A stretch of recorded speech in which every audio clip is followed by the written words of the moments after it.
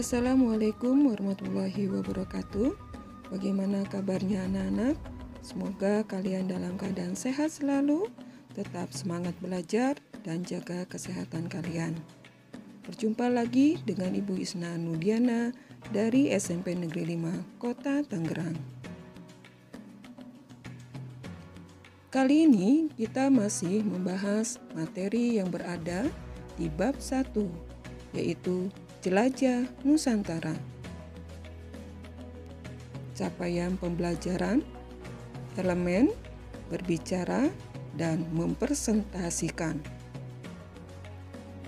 Peserta didik mampu menyampaikan gagasan, pikiran, pandangan, arahan, atau pesan untuk memecahkan masalah dan solusi dalam bentuk monolog, pendapat lisan, dalam dialog secara logis, kritis, dan kreatif.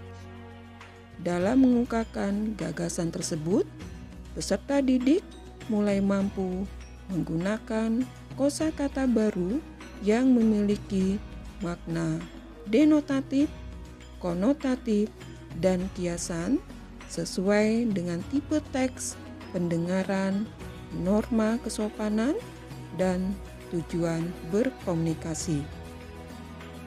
Peserta didik mulai mampu berpartisipasi dalam diskusi secara aktif, kontributif, dan santun dengan tuturan yang empati, efektif dalam bentuk paparan fiksi dan informasional menggunakan media multimodal. Peserta didik mulai mampu memaparkan berbagai topik aktual dengan persiapan yang baik berdasarkan pengamatan dan pengalamannya. Fase capaian pembelajarannya adalah fase D untuk siswa kelas 7. Profil pelajar Pancasila pada materi ini, peserta didik diharapkan mempunyai karakter bernalar kritis dan kreatif.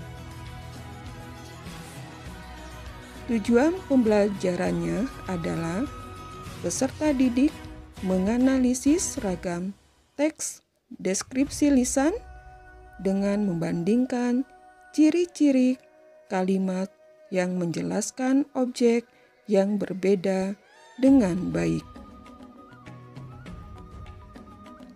D. Menganalisis informasi lisan. Kegiatan 8. Membandingkan ciri-ciri objek.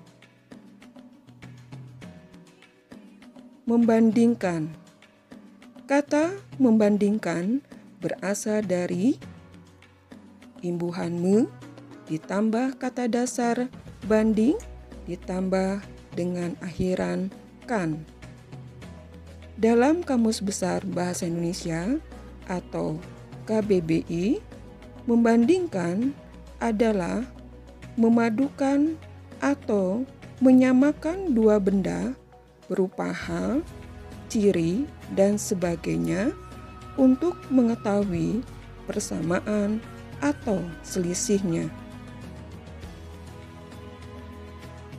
Ada dua hal yang dapat kita gunakan untuk membandingkan objek pada teks deskripsi, yaitu kata konkret dan kalimat perincian. Kita akan bahas satu-satu, kita mulai dengan kata konkret. Dalam Kamus Besar Bahasa Indonesia, konkret berarti benar ada atau berwujud nyata. Jadi, kata konkret secara umum adalah kata yang memiliki makna acuan objek yang bisa dilihat, dirasakan, didengar, dan dicium oleh panca indera kita. Contoh kata konkret. Di sini diambil contoh kata konkretnya adalah dinding. Kita tahu bahwa dinding di rumah atau di sekolah itu kokoh, keras, karena kita bisa melihat dari segi fisik dan bisa mengukurnya. Kita dapat merasakan permukaan dinding kasar atau halus. Kita bisa melihat warna dinding, warna yang cerah, lembut, atau kusam. Contoh lain, kata konkret: rumah, sekolah, tas, buku, radio, gitar, piano, bunga, kue, kain, tepung, tomat, jeruk, apel, komodo, kucing, mobil, sepeda, dan lain-lain. Ya, contoh kata-kata konkret tersebut adalah bisa diamati dengan menggunakan panca indera. Kita beralih pada kalimat perincian. Kalimat perincian adalah kalimat yang menggambarkan objek secara detail.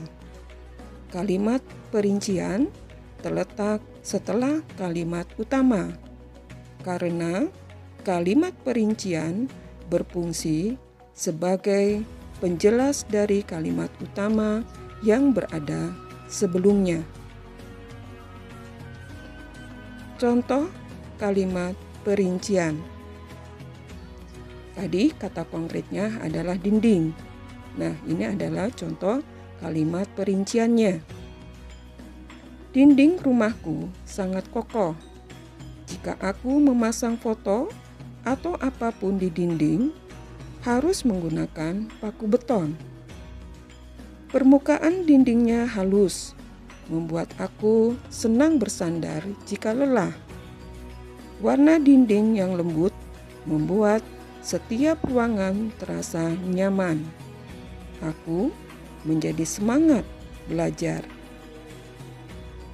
Ya, kali ini kalian perhatikan tabel yang ada pada buku paket Bahasa Indonesia kelas 7 karya Rama Subarna dan kawan-kawan pada halaman 28. Membandingkan ciri-ciri objek dari teks jelajah Weirbo dan teks jelajah rasa di lampu. Kalian perhatikan dalam tabel untuk teks jelajah Weirbo. Di sini ada kata konkretnya. Kata konkretnya adalah baruniang, ya. Di sini ada kalimatnya bahwa baruniang terbuat dari beberapa jenis rumput, lalu dilapisi injuk atau serat pohon palem. Bahan-bahan ini merupakan bahan pilihan agar baruniang kuat menahan serangan angin dan air hujan. Silakan Bapak Ibu sentuh dinding rumah ini. Terasa kokoh kan? Ya. Jika kalian perhatikan di dalam tabel, kalimat menjelaskan tekstur dan bahan. Ya, kemudian kalimat bertujuan agar pembaca seolah-olah ikut melihat dan menyentuh.